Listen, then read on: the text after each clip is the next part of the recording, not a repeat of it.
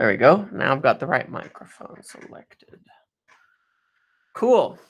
Should all be working. Good morning, good day, good afternoon, wherever you are.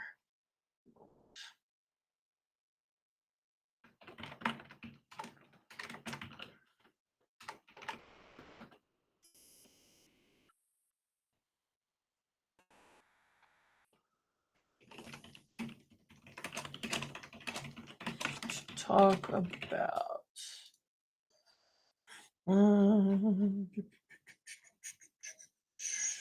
good day. 1 second. Awesome. I am going to get someone to come on and talk with us about finances in a minute. I understand that might not be the most exciting subject to everybody, but it is important. It is important.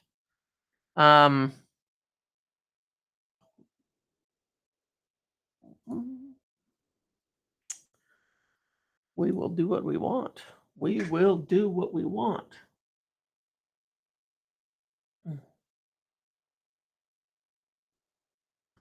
Okay. English or Spanish, James? You mean, do I speak English or Spanish?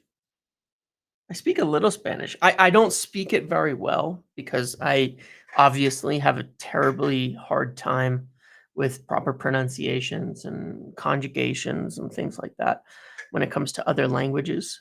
But I can hear it and read it very well. Spanish, that is.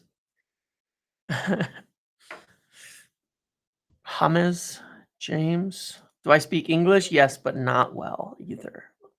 Has nothing to do with other languages, just in general.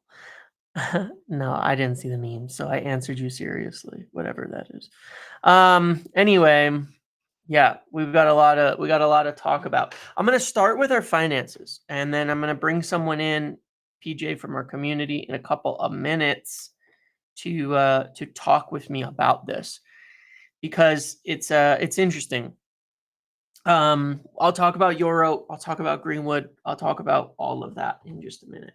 But first on our finances, because it's important to understand kind of what's going on with all of this. So United's finances get released in how does this work? I can't hear anything. I don't know. Turn up the volume. You should be able to hear. United's finances get released quarterly. This means a quarter of a year, 3 months at a time. Football finances run from July 1st through June 30th. And basically, one of the questions about United in terms of spending and when people are looking at what's going on is, can they spend any money? How much can they spend? What can they put on in terms of transfers? And a lot of times people get really concerned about this because they're looking at it and saying, well, why aren't we spending? We're Manchester United. Why aren't we able to go and do 200 million, 300 million on transfers right off the bat? Why are we doing this? Why are we looking at bargains, 40 to 50 million pound players, things like that? And I do think it's important to understand, and it's a tough subject to get across to people because obviously there's a lot of complications in it. It's not very exciting. People don't love to hear it.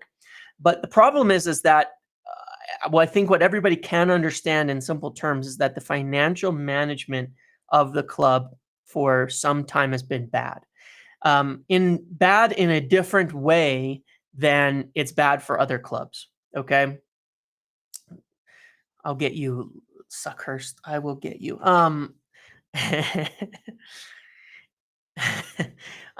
It's been bad, and it's not been bad in you take clubs like Barcelona where they're just selling off pieces of the club and going to further debts and things. It's manageably bad because the Glazers are okay as businessmen and terrible as football executives. So the problem has been United being slowly driven deeper and deeper into a hole financially, generally down to poor transfers that don't work out. Every time you spend a bunch of money and then you don't make it deep into the Champions League, you lose money. Investing in players, you need to see returns on the pitch in order to get good returns back. But essentially, the problem that it has been for a long time is Starting around the COVID years, it got really ugly. United had huge losses in 21-22. They did okay in 22-23.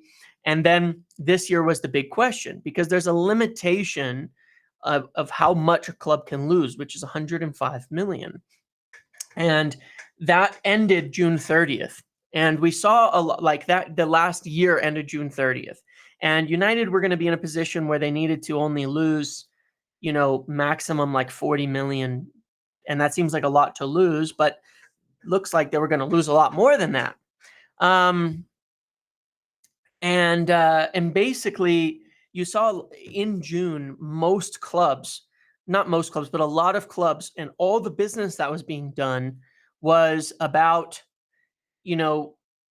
selling all these academy prospects and horse trading and things like that. Yeah, and fixing their PSR, right? And fixing their finances, getting this profit so that they're not losing too much money and they don't suffer points deductions. So they'd be selling an academy player for 20 million and buying one for 20 million, because it actually works out that you gain about 16 million on a deal like that. You can go read and understand about amortization and finances. I've explained it before, but point being, you kind of trade two players for the same price, you end up making money. It's kind of nonsense. It's kind of bullshit.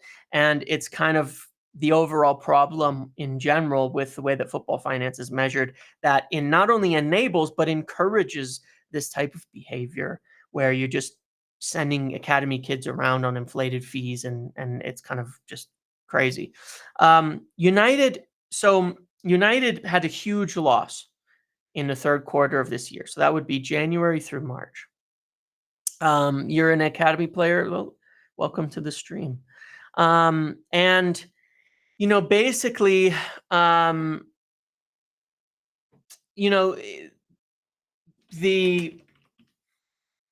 you're I see. You're Amir Ibrahimov, right? That's who you are. Okay. Well, welcome. Basically, United's had a 76 something million pound loss. Hang on, I have the thing. Let me pull this up.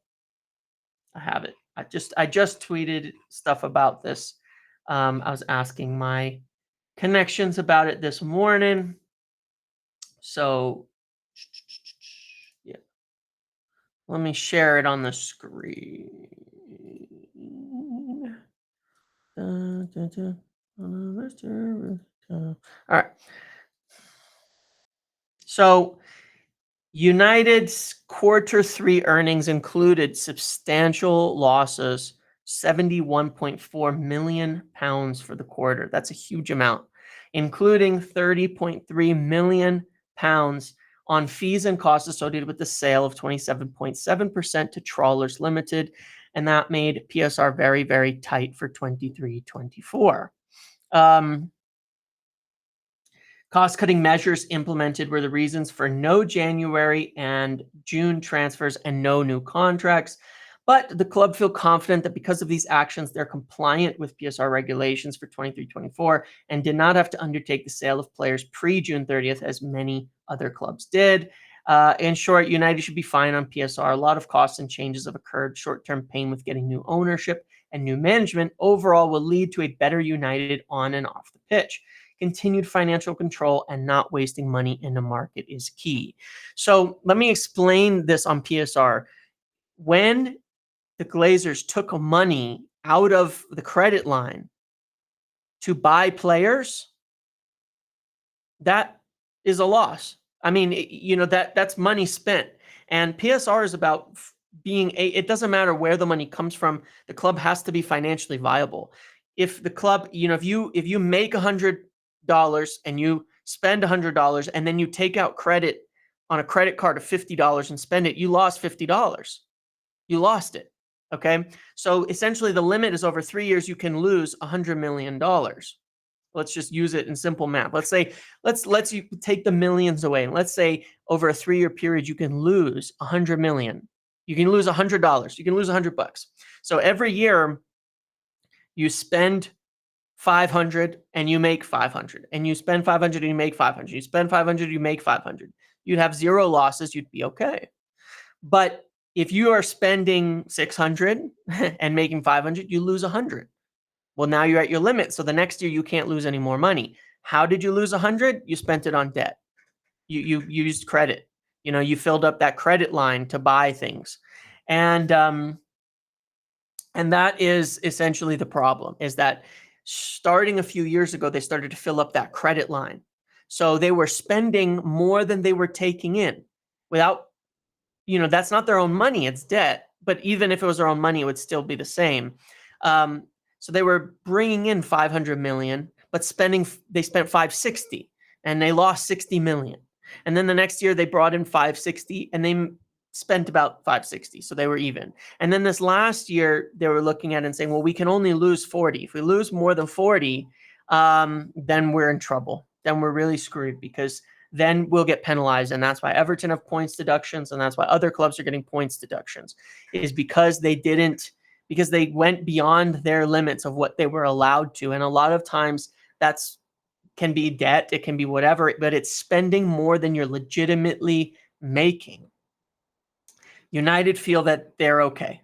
They've spent a lot of money on this takeover. I mean, they spent 30 something million pounds on a takeover in fees. If they hadn't done that, if they hadn't spent that, then we would have more money to spend. But of course, on the reverse side of it, there's 200 million that was already invested into the club by Jim Ratcliffe and trawlers, or Ineos, however you want to call it, and another 100 million to come.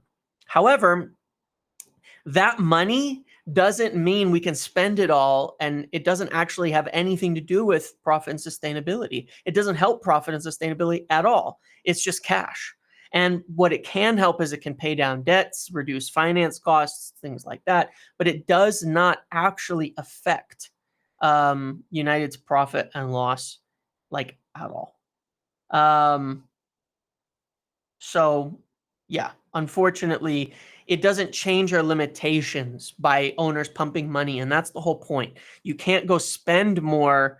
It can help with finance costs, with not having to take on additional debt, but it does not, because finance costs have been a lot too. Paying for debt has been a huge amount of the expenses at United every year. Lots, tens of millions paying for debt, paying interest essentially on debt. So it can help with some of that. But it's not on its own going to allow you to spend that money, because it's not revenue. It's not income that you can actually count. So it's good. It'll fund, the Carrington, it'll fund the other things that we're doing, but it is not going to mean we can suddenly spend a whole bunch of money.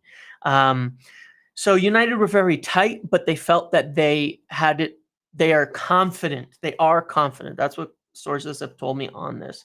Good sources on this. I would trust them on it. They're confident that they're in compliance. So we won't have any points penalties, won't have any points deductions, won't have any issues.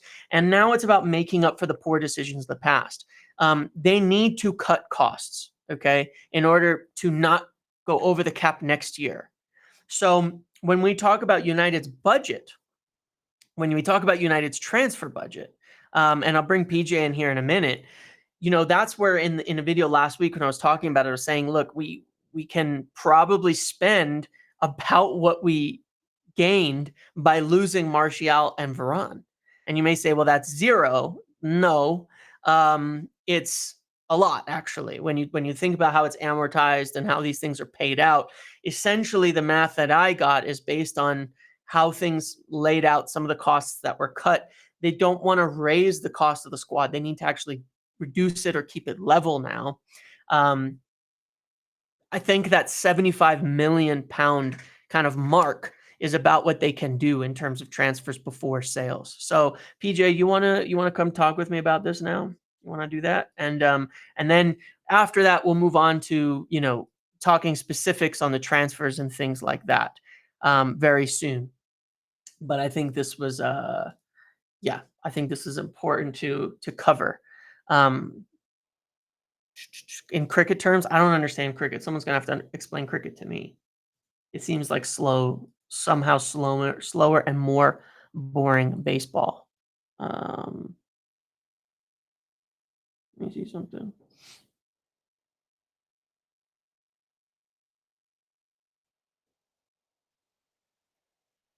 All right, let me bring PJ. Is this the right PJ? God, I hope so. PJ. PJ. Oh, cool. PJ. Yes. Hello. Here is my good friend PJ. Hi, PJ. Hi, Mr. Rhodes. How are you getting on? Good, and you? Good. Better now that we've sorted out, hopefully, that United are clear on PSR. As you said, Yes. the club are confident. But it's all a bit of a headache to try and figure out numbers, especially for people who, I suppose, are looking at these accounts and just being told, the numbers are bad. Yep. You mentioned interest. Since 2005 and the Glazers took over, there has been 960 million pounds of interest paid. So 960 million. Wow. yeah, that is a Old Trafford refurbishment right there. But Yep. Stephen, just because I'm from Ireland doesn't mean I sound like the two Johnnies. But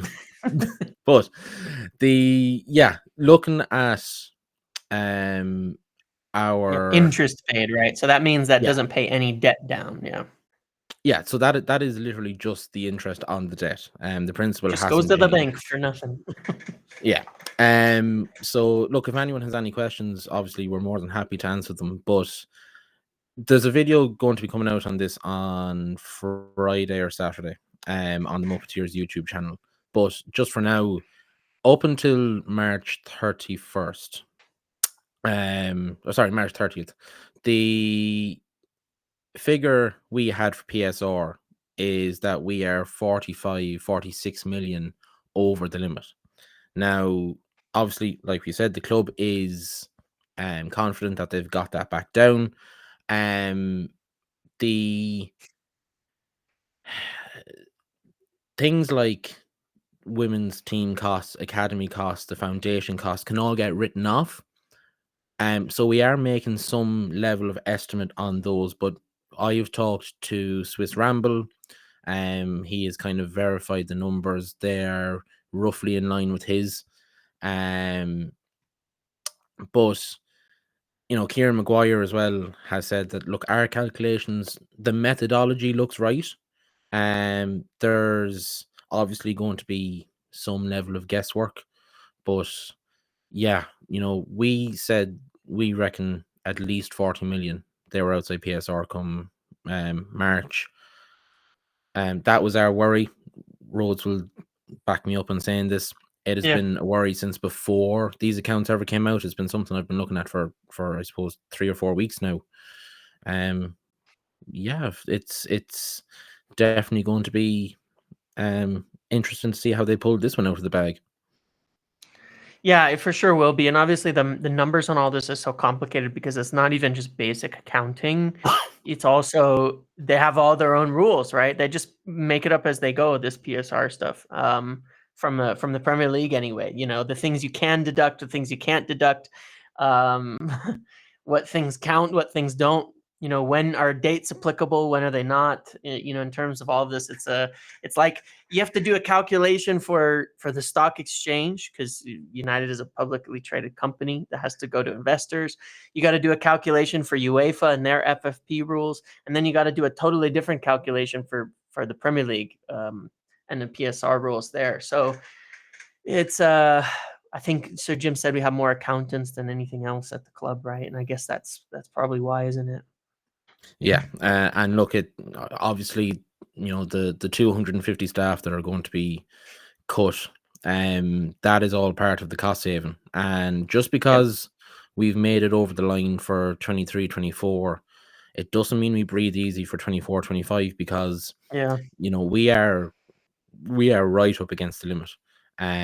We also lose a profit from 21-22 when we go on to next year's PSR.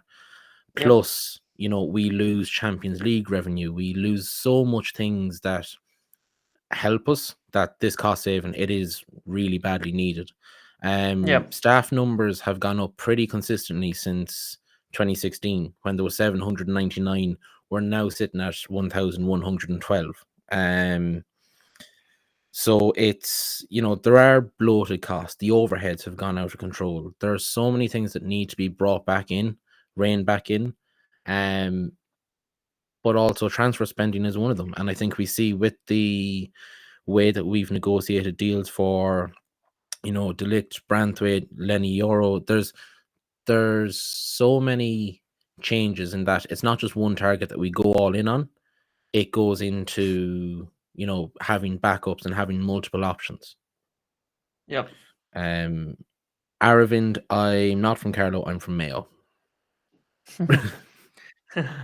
So what we were looking at, and then on this point is obviously we'd kind of discussed in the last week when I said we might have maybe 75 million or something like that in terms of a budget, and I think that's probably a fair estimate because Rafael Varane and Anthony Martial together were making somewhere like 25 million a year, I think, which is amazing considering the number of games we got out of both of them, and I think that alone kind of funds about almost 75 million in transfers, from an amortization standpoint.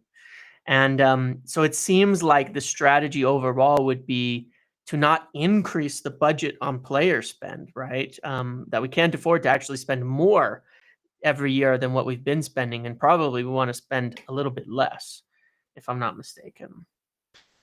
Yeah, and I mean, the problem with transfers at the minute, especially selling players, is we are going to take a loss on a few. I mean, Donny van de Beek, It's a we're going loss, to, right? massive. Well, massive by, 8 or I 9 suppose. million, something like that. Yeah, we're going to lose 6.6 million pounds on him if he goes for this £500,000. Now, look, we can claw some of that back depending on these Add-ons, yeah. add-ons, yeah. And it's just, but for now, it's 6.6 million of a loss. Sancho, to break even, we have to sell him for 30 million pounds. I don't Which is think that's probably why they're happening. asking for that price, I would imagine. Because it's Yeah, better to loan him and sell later in that respect than it would be to sell him for nothing and get a 30 million loss or something like that, if I'm not mistaken. yeah, you're dead right. And I think someone in the chat there mentioned McTominay say looks necessary. The one, I suppose, the one kink in the flaw, or one kink in the way that PSR works, is that you get a bigger bonus for selling your academy players. So the likes of McTominay, the likes of Rashford, Kobbie Mainoo, they all have what's called a book value of £0. So basically, anything you sell them for is pure profit in PSR terms.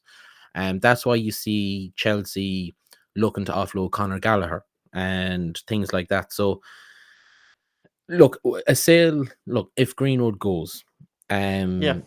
that is going to be counted as pure profit.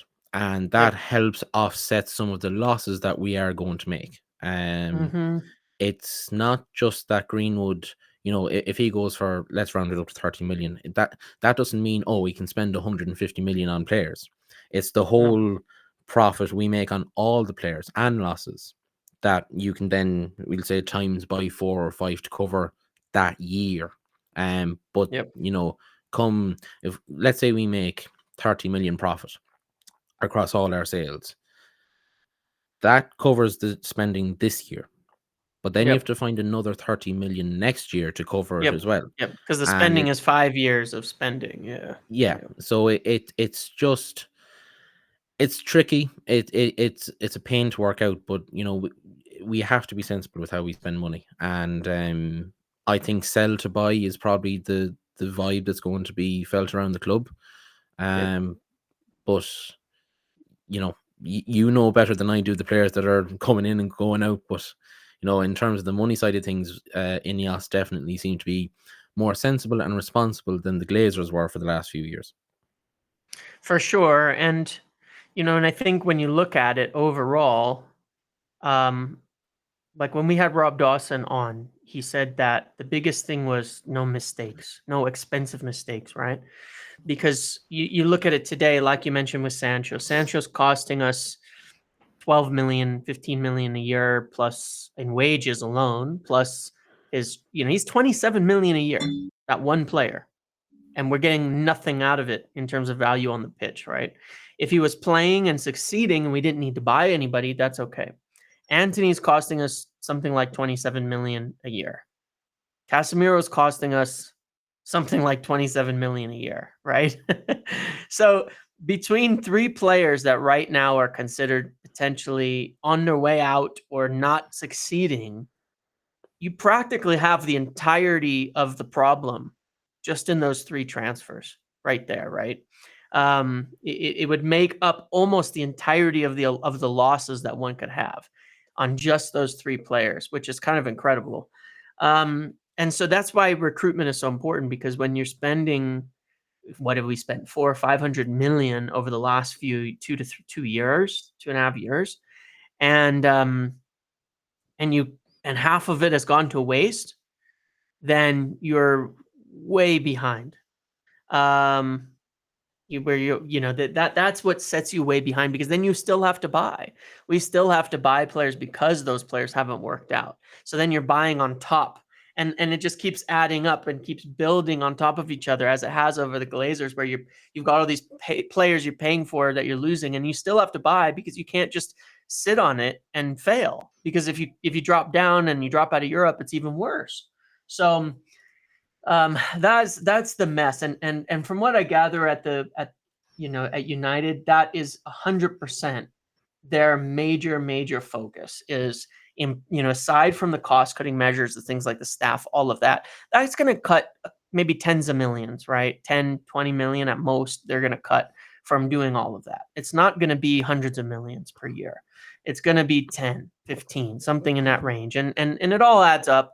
But player recruitment, they need to be able to not just spend 120 to 150 a year, which is doable, but with that 120 and 150, we have to be making deep Champions League runs every year, because that's another 40, 50, 60 million in revenue coming in every year in return for that. And then when players are past their time, not sitting on them and paying wages endlessly for players who are never making it on the pitch, which has already improved. I mean, we've let more people go than we ever did before, when we used to just, when we used to just sign everybody up for another 3 years and pay them another 8 million a year for nothing. And so these are the major areas I'm sure they're focused on. Yeah, just to answer a couple of questions in the chat there. I just see a few popping up. Hamza MUFC, will we be fine? I presume you mean for PSR. Honestly, the club say we will be, so I'm going to say we will be. That, look, we can only trust what they say. Yeah. Can any of us They do know more than us, right? I mean, at the end of the day, 100%. They have access to a way more information than we can ever get access to. Yeah, like, I mean, the important thing, I suppose, to point out is us, regular folk who do not work in the accounting department of Old Trafford, we are always going to be 3 or 4 months behind. These accounts that came out today run to the end of March. We're now on the 10th of July. We are always going to be months behind. And we can only make a guess off this. And, the club have said we'll be fine. So, we'll go with that.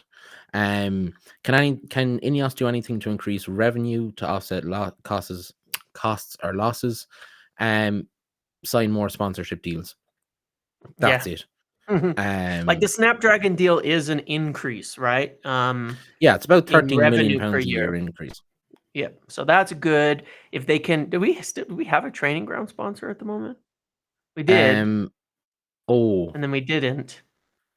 I can't remember. Think we do, but I could be wrong. I don't think we do, but we did or we didn't, or there was like a half sponsorship or something, right, on there. It was the Aon training or the Aon Carrington. Yeah, it used to be Aon. Yeah, so that's the type of thing they could do. Get 10 million for that, a year, to add on top of that. Like there was articles about naming rights for Old Trafford, which would probably not have anything to do with current Old Trafford, but if they were to build a new one, it would probably be more relevant to that. But that's not a guarantee. There's there's random sponsorships and commercial deals that they can agree on. They're probably not all going to be huge in value. I mean, your shirt sponsor is far and away the biggest one. Yeah, like the DXC Technologies sleeve deal is somewhere around £12 million, and like Yes. that's a big, Yeah, it's that's a good a one. big patch in terms of you're on the jersey. Every jersey that is sold worldwide is going to have that logo on it. People never heard of DXC until they were on the United jersey. Now, at least I didn't anyway. But that's still only 12 million. Tezos, the blockchain company, they sponsor the Yeah, training kit. yeah, Again, how good has that been? Well, there's NFTs now of United that people are buying, yeah. or should I say, wasting money on.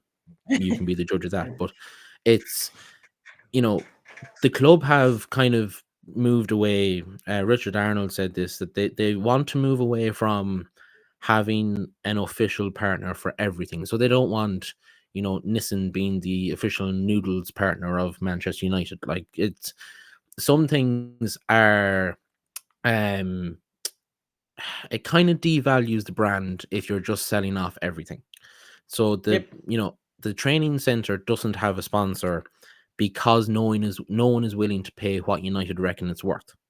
So Mhm. they much rather it be the Carrington training complex than if Coca-Cola offer £2 million a year. That they'd rather go without that 2 million. Yep. But I think with the position United are in, and someone asked again in the chat, can Ineos sign deals with subsidiaries? Absolutely. Yep. It just has to be fair value. So the Premier League and UEFA will, Ineos could sponsor the front of the shirt for 200 million a year. That's great, fantastic. But the Premier League and UEFA will come in and say, well, no, the fair value of that is closer to 75 million, Yeah. for example, and that's what gets put in the PSR accounts. It's again, there's another level of guesswork and estimation that goes into that kind of thing. But Yep. as we've seen with City, Etihad have sponsored them for a long time. You can absolutely do deals with subsidiaries. It just has to be fair value. Yeah. And with the 50 million renovation to the training ground, I would imagine when that's complete, they'll probably unveil a new sponsor with it. Because it would Yeah, it would be good timing to do that with the whole.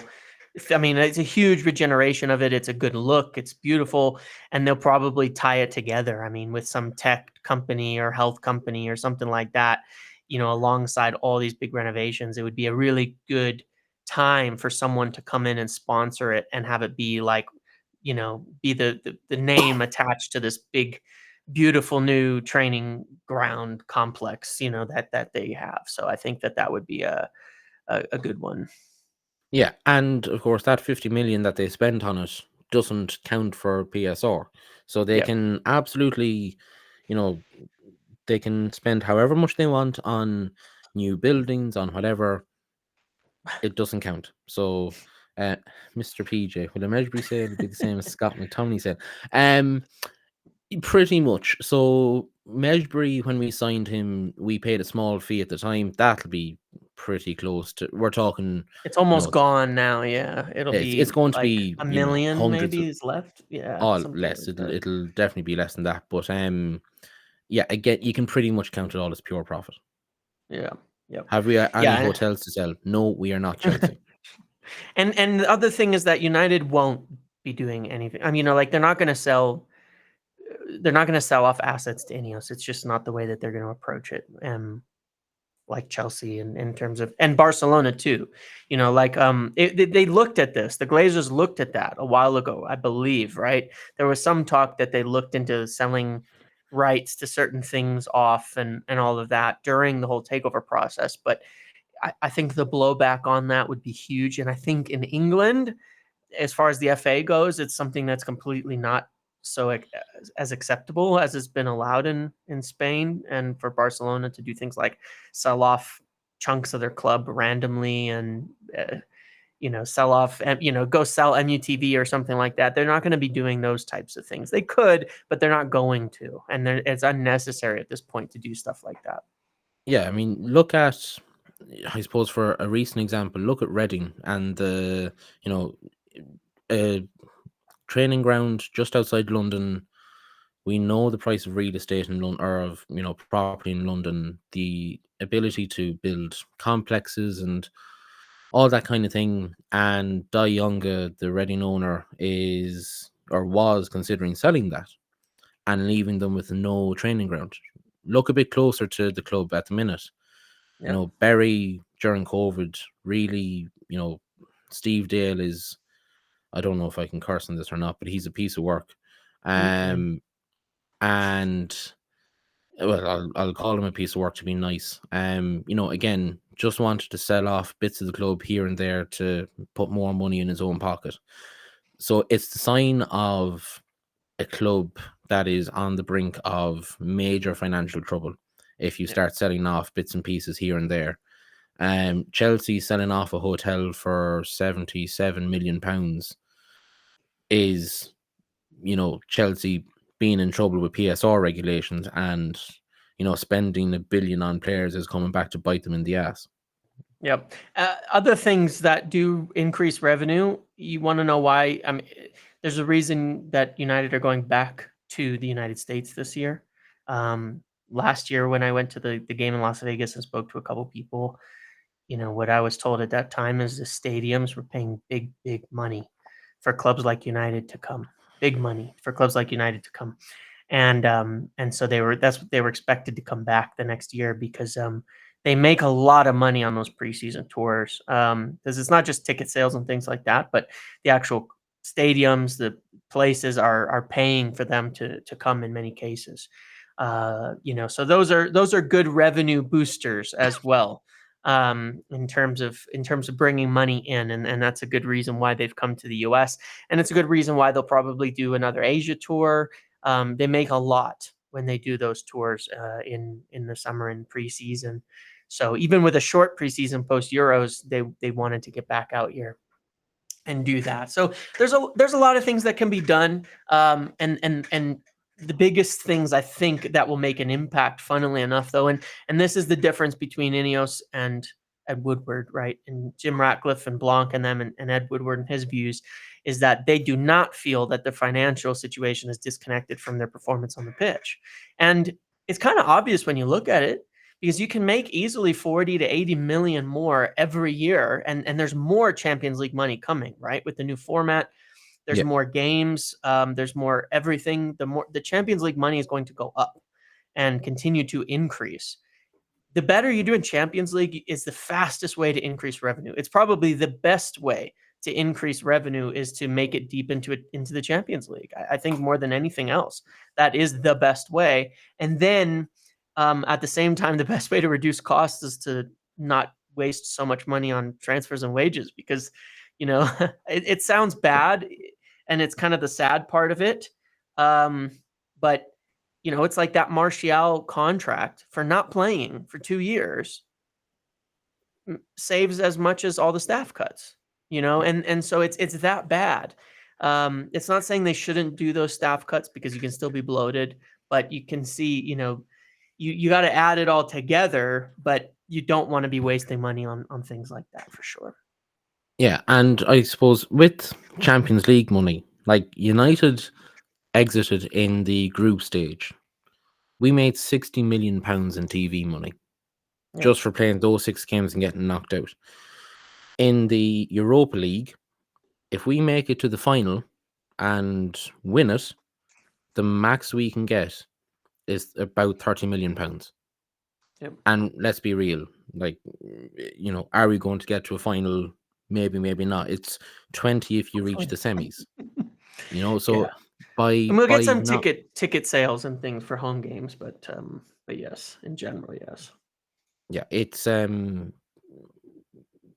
yeah, again, on ticket sales, you'll get maybe £4 million a game, but you'd be able to charge more if it was Champions League. You might Correct. have, if you're going to be playing some random team from the back arse of Georgia, how many fans are going to go to that game?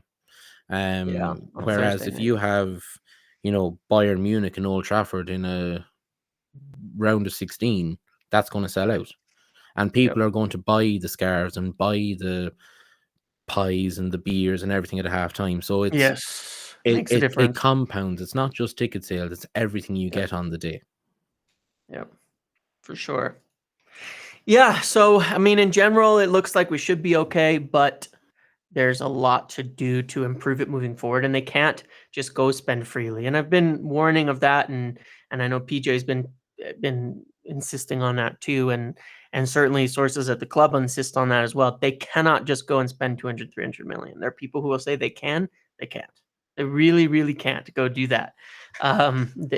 Based on the information, it's lucky that they aren't in breach. I mean, the moves that they made, some very unpopular, not doing transfers, not doing contracts, on top of staff things. I mean, things all the way down to cutting parties and stuff like that. Not popular, not great, but probably all necessary as a part of them not violating PSR for this year. And so, it's a kind of short-term pain there, but they've got to be careful. They've got to be smart, and that's why we're seeing them approach transfers the way that they are this summer, which we'll definitely talk about next. Yeah, there's Anything else you wanted to share on SPJ? Yeah, go ahead. no, I was just going to say, look, it's the cost cutting is clear to see. It's badly needed. Whether Liz in accounts is the reason that we haven't won on her 30k salary, probably not. But yeah, like I said, there's going to be a video coming out kind of breaking down this and hopefully explaining it all in easy to understand terms over the weekend. But yeah, if anyone has any questions, don't be afraid to throw them in the chat, throw them on the Twitter post that links to this playback. We'll try and answer as many of them as we can. And thank you all for having me. And thanks for letting me on, Mr. Rhodes. Thank you, PJ. Appreciate it very much. See you. See you, buddy. All right, cool. Thank you, PJ, for coming on and speaking very clearly, concisely, and intelligently. I know it's a welcome change from my rambling. So again, thanks, PJ. Okay. So given that, all right, what did we want to talk about first in terms of transfers? Let's take a look.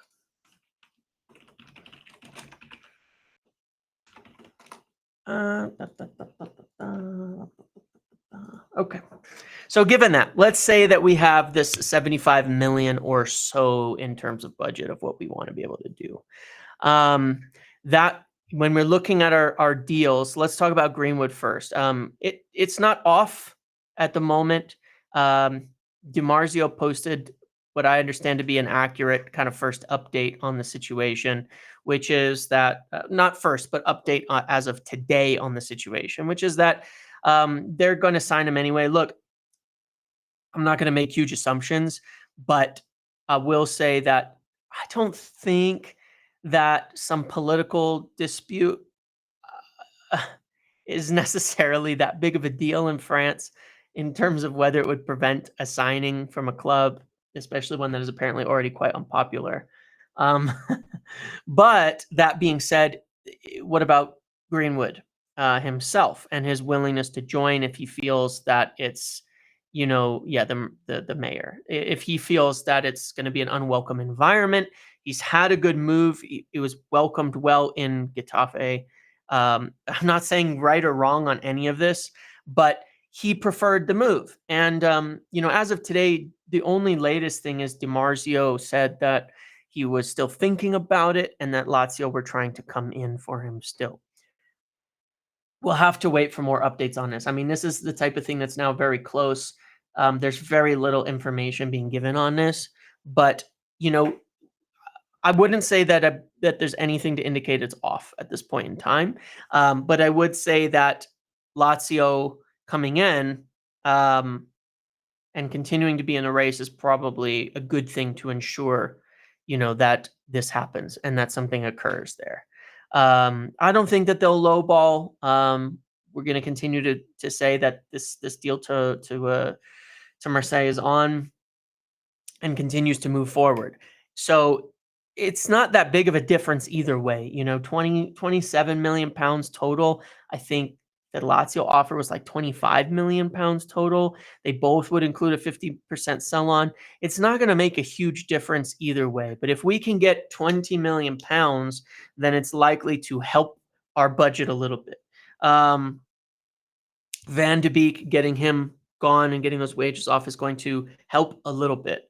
But right now, what we can see is that I would say United, if Greenwood goes, which it is likely, then they're probably looking at 3 purchases that they can make with that, and but within reason in terms of the cost.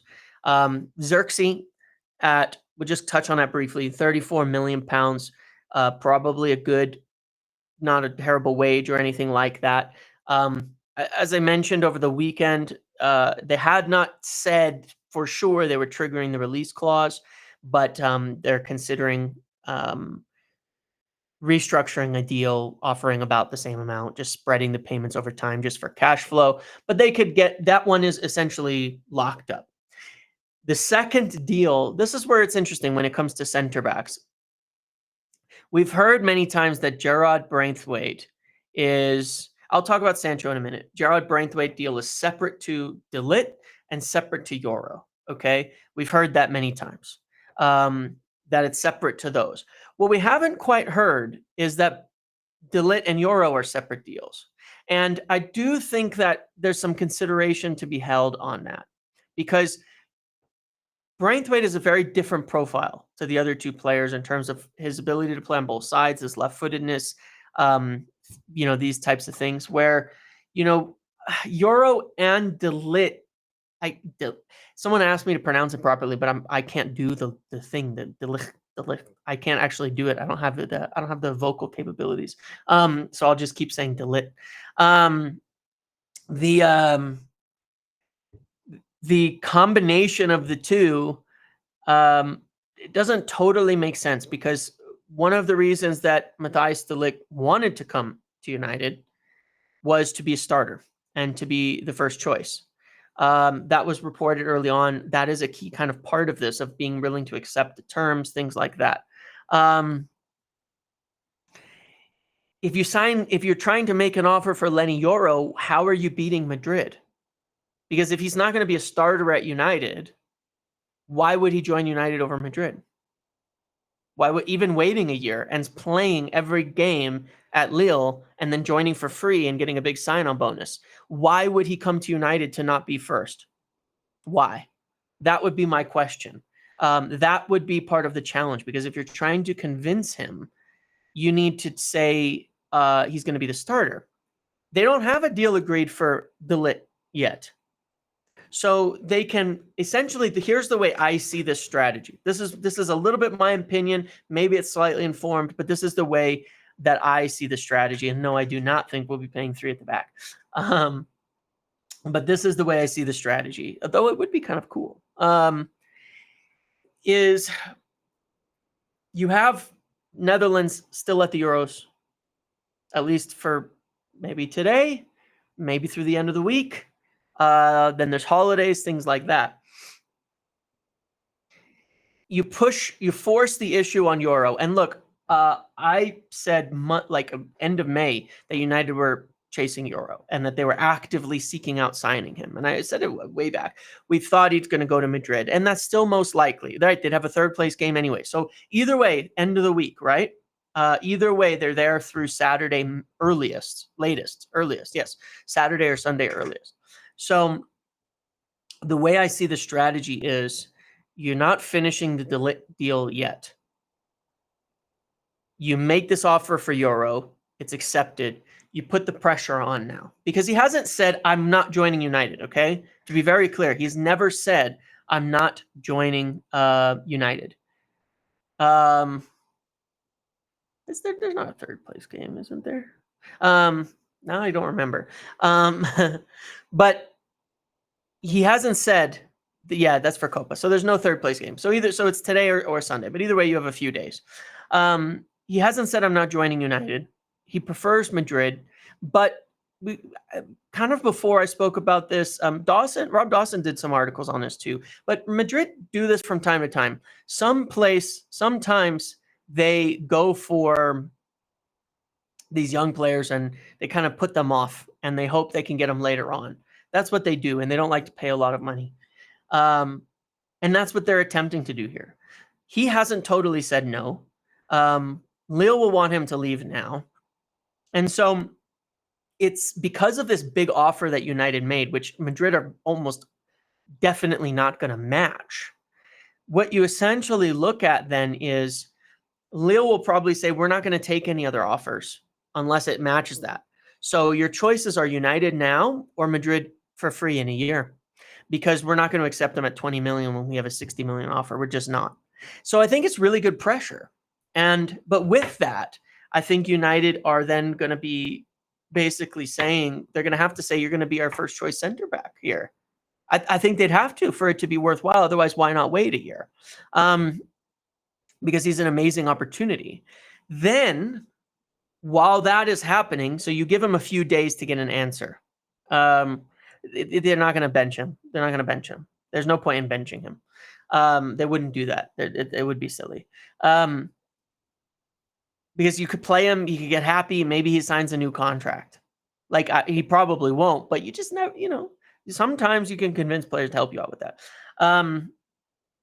So it gives them time, a few days, I think, to push on this and see where they get while they're still progressing on De Ligt, while they're still progressing on Gerard Branthwaite, while they're still working on those. And then most likely he says no. He goes to Madrid one way or another. We close the deal on De Ligt. We can still sign Branthwaite. If he says yes, then I think we look at these two other center backs and say, what can we do now? Can we get a deal for Branthwaite for a little bit more with a third bid? And then maybe we don't get De Ligt. I'm not saying that we will do that, but to me, if we're getting Branthwaite and Yoro, I don't see how we can get De Ligt also. Even if you're selling, like, it just doesn't quite make sense to me, because I don't think that's what I think. If Yoro's joining, I think De Ligt may fall down there a little bit, because suddenly who's your first choice center back? Especially because Yoro and Branthwaite are separate pursuits. I don't quite see it. It doesn't quite make sense to me there. So I don't think it'll be all three. I'd be extremely surprised, but because in part, I think it'd be hard to convince them to join. It's not so much about the money. It's not so much about selling. It's not so much about the squad spaces, but how are you going to convince them to join and not be there? Especially Yoro's joining. Ten Hag prefers De Ligt. Ornstein said Ten Hag pushed De Ligt, which, just to be fair, was slightly covered up with briefs saying that it was Ineos's idea, but Ornstein said the other day on his podcast that it wasn't, that it was Ten Hag who pushed it, and then Ineos agreed, and I'm okay with that, because the club has been watching him and they're okay, but he's more likely to choose to play De Ligt, and so Yoro would have to decide to join United as a backup in that case, versus starting at Lille and joining Madrid next year. So I feel that it's a difficult sell unless you're selling him that starting position. That's my thought on it. He has not said no to United. He has not said he wouldn't join. He has not said he wouldn't, but he prefers Madrid and he wants to see if they'll come in. This will force the issue, and then we'll probably remove it off the table, and then we can look at Branthwaite and De Ligt. Branthwaite would not need to be first choice to come in. He'd be excited to join in the move. He's a young player. He's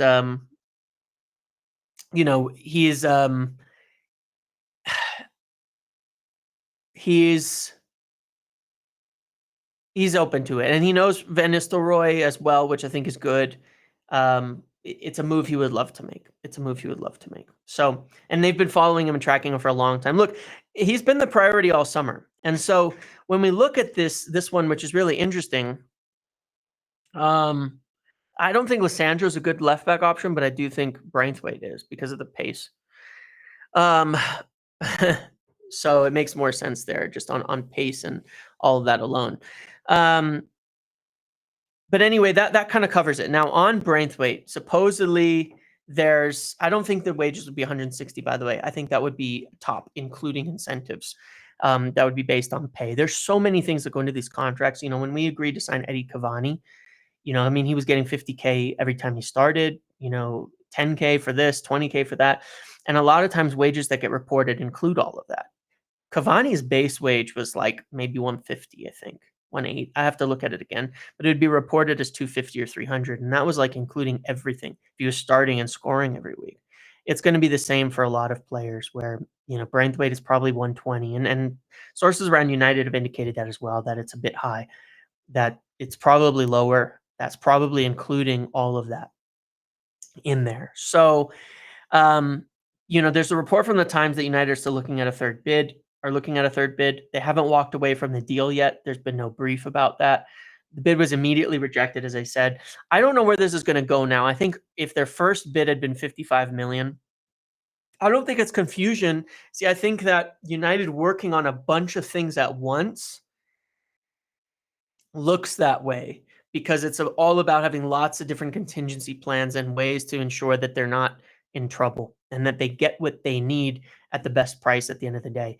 And that's just what it looks like. So, they don't have to execute any of these deals. They don't. So when you look at this, they've not walked away from Branthwaite as of yet, but the deal was rejected right away.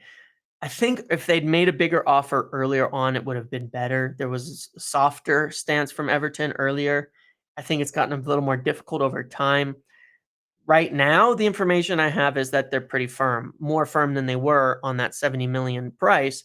But I've been trying to find out, look, if something came in and it was 55, closer to that original price, that was probably what would have gotten the deal done.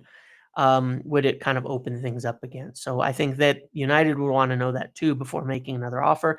I also think they want to finalize this Greenwood thing before they look at making a third offer. So we'll see where that stands, where that goes for now.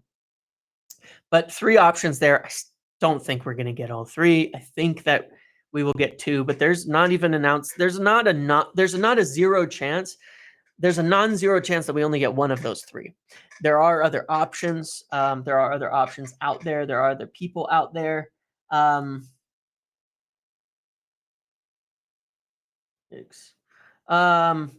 were other people out there. Looks like there was sorry, I'm just reading that. There's an issue with Guarassi in his medical with Dortmund. So good thing we didn't sign him. So anyway, Zirkzee there. Yeah. Ferdi Kadioglu. That's a really, really interesting one because, obviously that kind of came out of nowhere, but United are looking at fullbacks. Yes, the fullback situation. Let's talk about that. So 2 things I want to share. One on a fullbacks on either side, on our backup fullbacks. Luke Shaw is out and out our first choice left back, okay? He's rated so highly by Ten Hag and by people at the club, and his importance cannot be overstated. Diogo Dalot has that situation nailed down as well on the right side. On the left, you have Taro Malacia backing him up. Problem with Taro Malacia is there's concerns that his knee may never be what it was before, and that he may never reach the fitness levels that are required. There are concerns on that. That it's just, I said this in the podcast with Phil yesterday, but there are genuine concerns that he may never be 100% fit. He's been out for so long at this point in time that there's obviously just issues in his body healing properly due to the poor surgery that occurred. And so that's a really unfortunate situation for him. He's young. Maybe that changes. Maybe they can fix it. Maybe it'll get better. But there's still no timeline for him to come back because they don't know if he ever will in terms of the level of fitness necessary to play at top-end football. They may never. I mean, that's crazy and unfortunate, but that's the reality of it. Luke Shaw, we know, is not always going to be fully fit. So that's a concern. They've got to do something. Harry Amos will very likely, he picked his own surgeon, unfortunately. There's a club recommendation. He did his own. A lot of times that happens. The club are not to blame for this. They really aren't. I know people love to, but they're not to blame for this. Harry Amos should get time in preseason because he's the only left back there, right? He should get time in preseason. So that would be good to see how he does. And I think what they'll want to do is see what they end up with the center backs. If they end up with Branthwaite and DeLitt or Branthwaite and Yoro, then they might be saying, we may not, and Amos does well, they might be saying, we don't need to go spend a bunch of money on a fullback at that side because Amos can cover it. Branthwaite can play over there. We've got more cover. That might help. So I think that part is still up in the air, but we know that Kirkes is an option. We know that Gutierrez is someone that has been watched for quite some time. They haven't advanced on any deal with him as far as I know. They haven't advanced on any deal with any left back as far as I know. But Kadioglu, you know, obviously we don't know what he's doing, where he's at. But it is a tier 1 source in Turkey, the best Turkish source, saying United are very interested. Brighton are interested. But he plays both sides. He actually plays a whole buttload of positions. Buttload, a very official term is that, right? Hold on. Let me find something. I want to show this because I thought this was crazy. Yeah, he plays a bunch of different positions. Where is this? Where's this? There's this thing that says where someone has played, and I swear I never find it. I don't know what's wrong with me. Kadioglu. Is it on Who Scored that says all the positions that he played?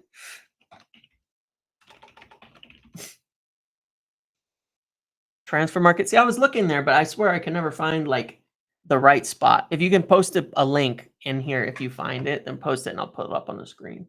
But, you know, it says he's played both sides last year. Yeah, he's played everywhere, but midfield. Hold on one second. And he's great in the Euros. Not that you want to measure it purely off of that, but here. Well, I mean, let's look at this. This on its own. This on its own is real interesting. And yes, he was born in Netherlands, and you know. Oh yeah, there you go. There you go. All right, cool. Let me pull this up and show everybody. It's an interesting one. I still at this point have no idea whether it's true. You know, the pursuit of him is true, but it is a good source. So look, left back, 66 games, attacking midfielder. I mean, look at this. This is bizarre. Right winger, 44, right back, 37, left winger, 23, left midfield, 19. Let me show something. I've got another one pulled up if you want to look at like his heat map. Last year, this is Turkish League 22-23. He's playing on the right. Left. All over the place. Right-sided mostly. So the interesting part of that to me, yeah, I mean, James Milner was incredibly useful, right? Defensive midfield, you know, whatever you need. The nice part about that to me is I was hoping United would sign someone like Kyle Walker-Peters. I went over that in some of the videos. We weren't linked to him, but I thought it would be a good opportunity because he plays both sides quite well, and English experience and all of that. He seems similar in this vein, Kadioglu, in that he can play on both sides well and everything. And that's a good, to me, that's useful. That's a useful profile. It could have a big benefits doing that for United, not having to buy on both sides. Yes, this will be on YouTube later, and I'll try to not take too much longer. This is going to be a 2-hour video otherwise, but it's cool. So yeah, there could be huge benefits to that. There could be huge benefits to that, to having a player who can do that, because Wan-Bissaka could go. Wan-Bissaka is interested in a move back to London. But there's nothing imminent at the moment. West Ham are interested in him, but as I put out yesterday, there's no imminent bid expected from West Ham because they are focused on their priority targets at right back, which I believe is Kyle Walker-Peters. And I did run that information when I had it by someone close to West Ham who's a lot of you would know and had that confirmed as well. But they're expected to pursue their priority targets. But if it's doesn't go anywhere, if they don't get anywhere with their priority, they will be willing to turn to Wan-Bissaka. He is seriously of interest. So, there's definitely something potentially to happen there. It may not take a long time, because they could turn away from their priority in the next few days if they try to make an offer or something like that and it doesn't go well. They could then turn to Wan-Bissaka. So maybe next week, maybe the week after. But it's a position they're recruiting in, and he's one of the main names there. So that's an interesting one. Again, I think United would want to get a good fee.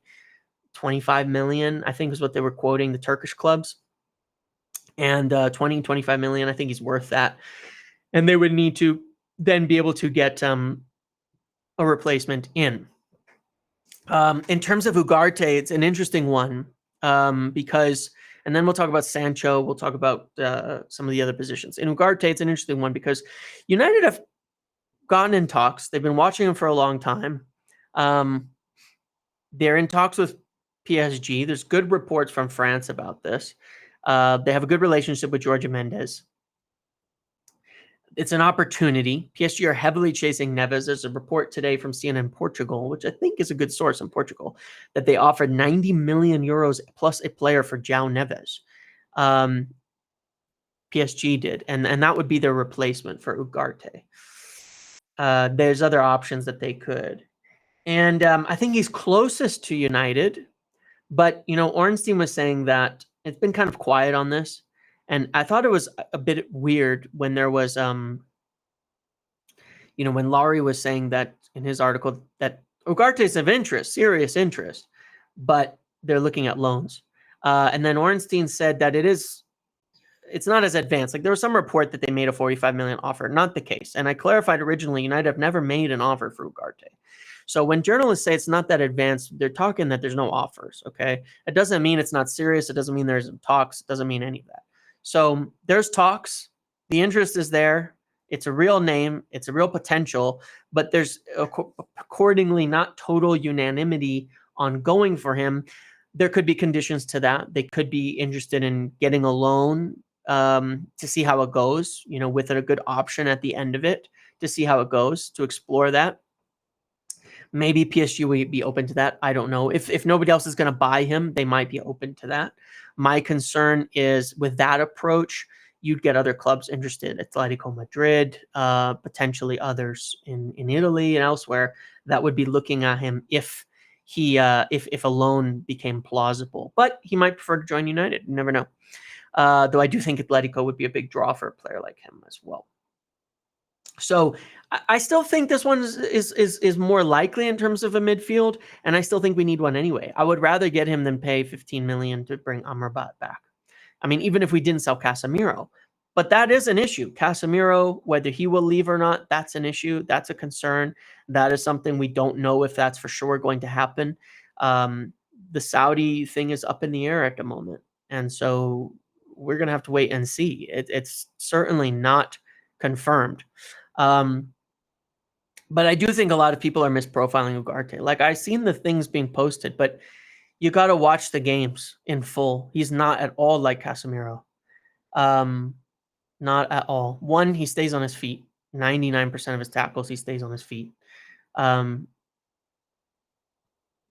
Two, he's capable of playing very different roles. He played essentially as a sitting center back in the last game against Brazil and made very few tackles and did not go running out. He's very capable of doing a lot of different things based on what's asked and what's needed. He essentially just dropped in between the center backs and played a passive role in the last Brazil game. You can look at his stats, very few duels. Did a great job shutting them down. He's capable of doing different things, and I think a lot better than he's getting credit for in terms of his flexibility. He's only 23, but it'll be a good game this evening to see if he goes to the finals. Yeah, I think he's still being misprofiled, and I understand why, but I think that we'll see. He's not perfect, but I think he's a very, very good player who has a lot of potential and a lot of use. Yeah, he was playing as this. I mean, even most of the Brazil game, he was playing a more passive role, sitting in. But then after the red card, he played fully as a center back in the middle for the rest of the game and then scored the winning penalty. I mean, these are just good things. Kamara was interested, but I think he'd be very, very expensive. He's hugely key to Aston Villa. So yeah. What else do I want to talk about? Sancho. Sancho, I think I have a couple of other things. On Sancho, the situation continues to be, he is due back. Whether it was supposed to be Monday or whether it's supposed to be next week, I don't really care. He's due back to training now or soon, and he's not imminently for a transfer. I don't know what's going to happen. It hasn't been, they wanted to sell him. They would prefer. I think that's the preferred outcome for everybody. But at the same time, I think it wasn't 100% decided when they were looking at it and saying, look, we're not going to get good value. We're not necessarily going to get a good deal on this. Is this a resolvable situation? And they don't know. And one of the things they wanted to see is what would happen with Sancho when he returns. At least that's how I gather it. What would happen with him? Would he return? Would he be willing to sit down and talk? Would he be willing to work it out? Would they be willing to try and resolve something? Because they wanted a winger. They still kind of want a winger, and they're still linked to a couple. But they wanted, can he work? Wilcox knows him, has worked with him really well in the past. Dan Ashworth, a big English, work with English players and the English team, and just obviously in England, knows him. I'm not saying he should stay. I'm not saying he shouldn't. I'm saying it's up in the air a little bit because there's no great offers for him. You don't want to sell him for nothing and lose tons of money. You don't want to send him off and get only 50,000 of his wages covered. If you had Rashford on the left and Sancho behind him, Greenwood, Garnacho on the right, and Ahmad behind him, I'm okay with that as depth if he's willing. If we're playing a different way. So we'll see. We will see what happens on this. It's not 100% decided because it kind of can't be, but they're keeping a bit mum on his situation. Obviously, I suspect he won't return.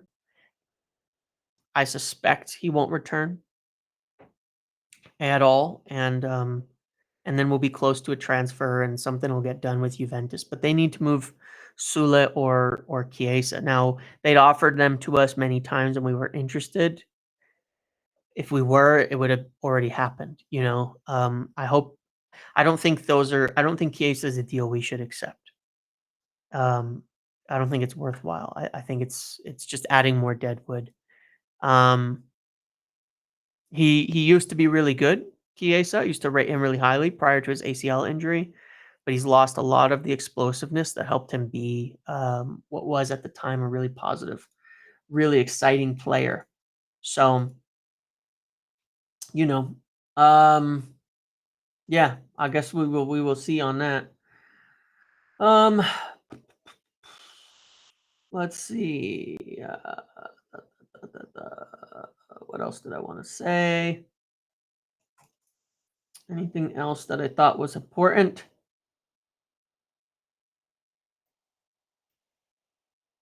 England versus Holland today, so I think we'll get a deal done pretty soon on all that. The Zirkzee's fine. There's literally nothing to worry about there. Don't overthink it. Don't overthink it.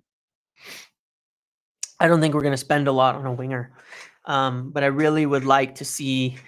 I think if Saudi come in for Casemiro, we'll see a lot more on the midfield.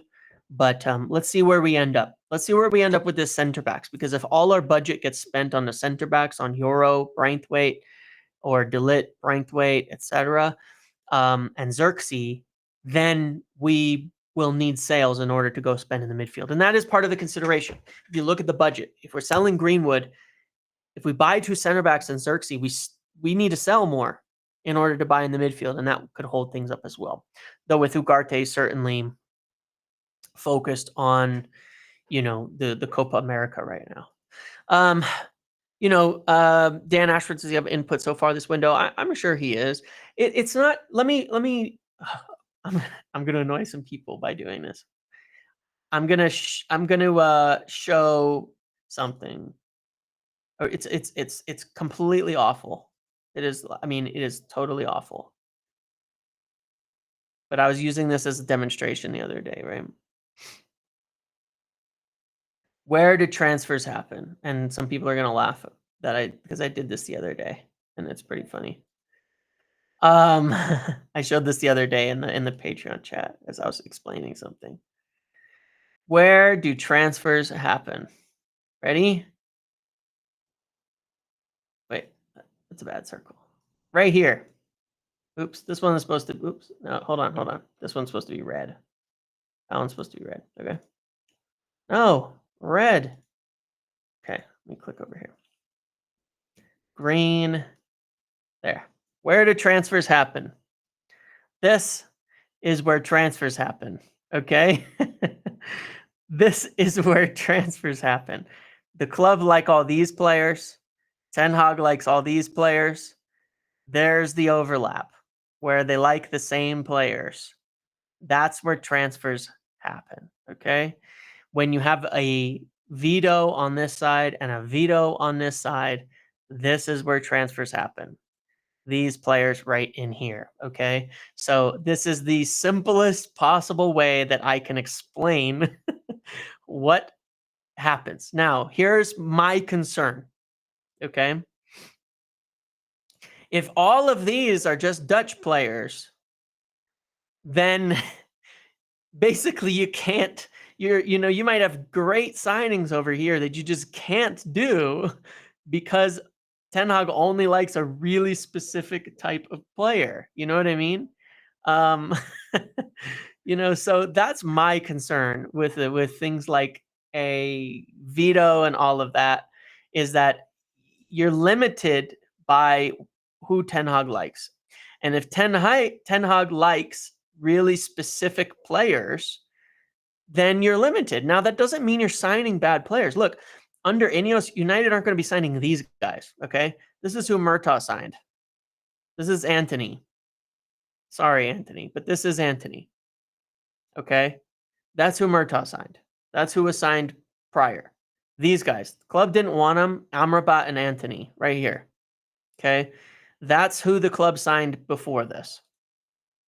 They're not going to sign these anymore because that's where you waste money. Alvarez over here, right? Those are the targets they don't want to sign. They don't want to spend money on players that the club doesn't rate, okay? That Ten Hag rates. So that's an improvement because that's where you waste huge money. But you're essentially still at the whims of this, okay? You're still at the whim of Ten Hag. And so if he doesn't like someone for whatever reason, because he's very particular, and he's very particular, then then you're not going to get him with this veto. Okay, Ed Woodward. These are Ed Woodward signings. Bunch of fucking random shit that he just chose from over here. There you go. Just random. Completely unrelated.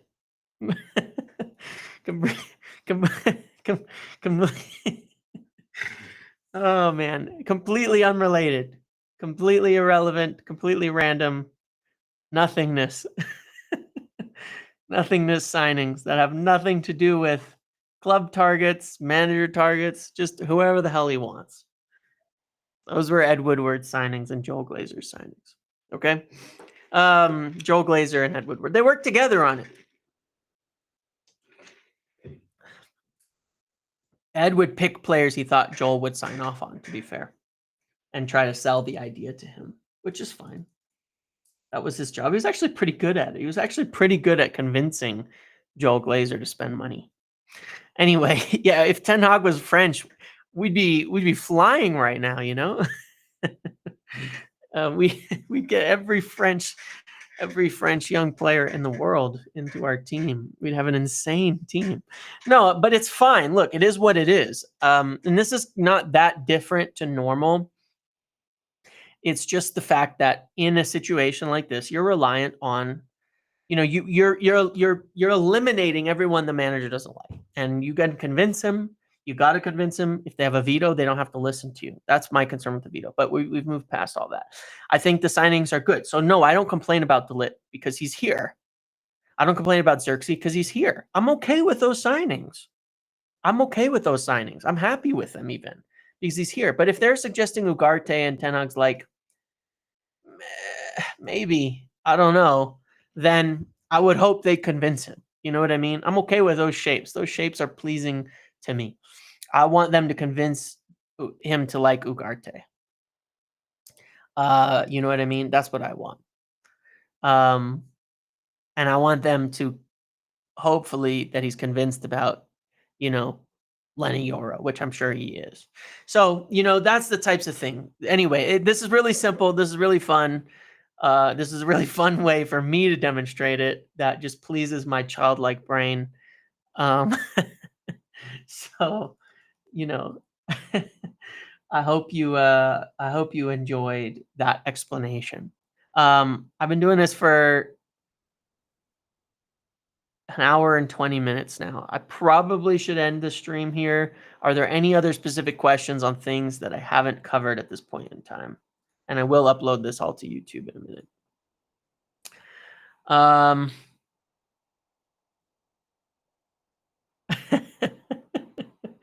The viewership is actually okay. It was dropping a little anyway because it's been a long time, but it was only went down by like 50,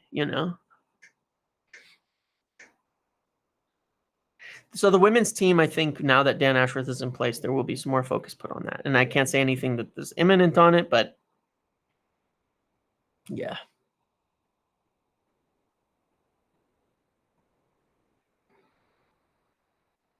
No, Ornstein's implication was that it wasn't unanimous. So not everybody wants him necessarily, or not everybody is convinced on him.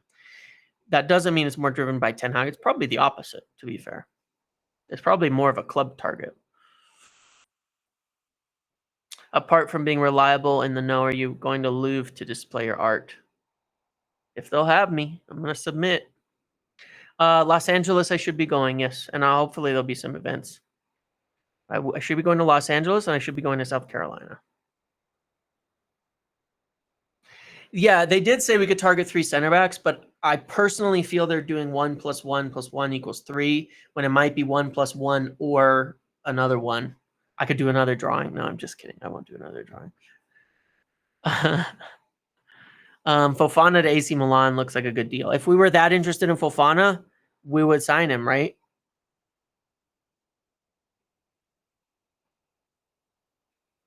Yeah, the 2 striker things from the Athletic, I really don't understand, quite honestly.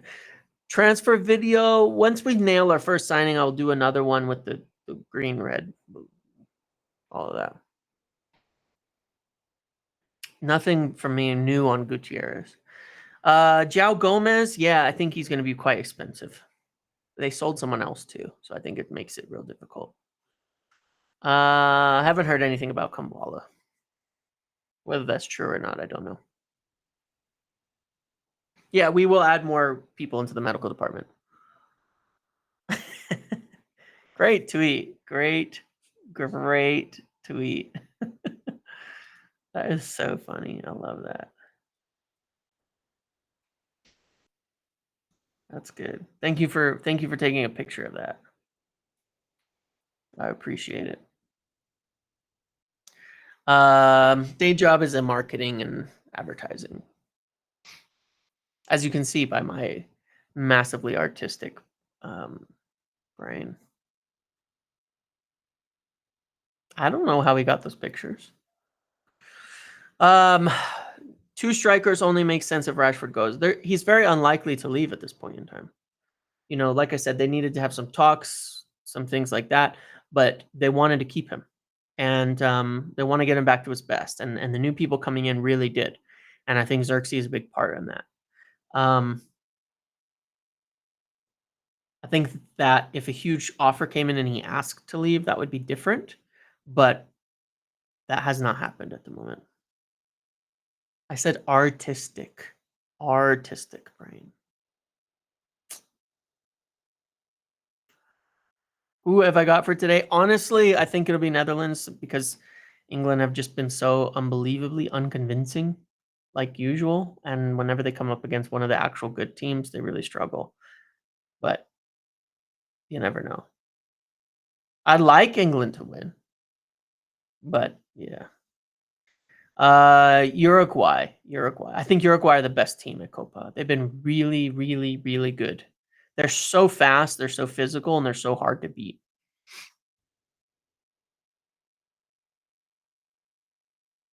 All right, that's it. I'm gonna leave it here because now I'm just gonna sit forever. So that's what we've got for today. Remember, there's a video from PJ coming out on PSR on Friday. I'll do another one tomorrow. I'll do another one Friday on regular stuff as well as things happen. I'll do the summary at the end of the day. Thank you all for being here. Thank you all for watching. Enjoy the rest of your day. Enjoy the Euros semifinal and enjoy the Copa semifinal tonight if you're staying up for it. Okay. Yes, this will be on the page. You can watch the whole thing. I'm also going to post it on YouTube. So thank you. See you all later. Enjoy the rest of your day.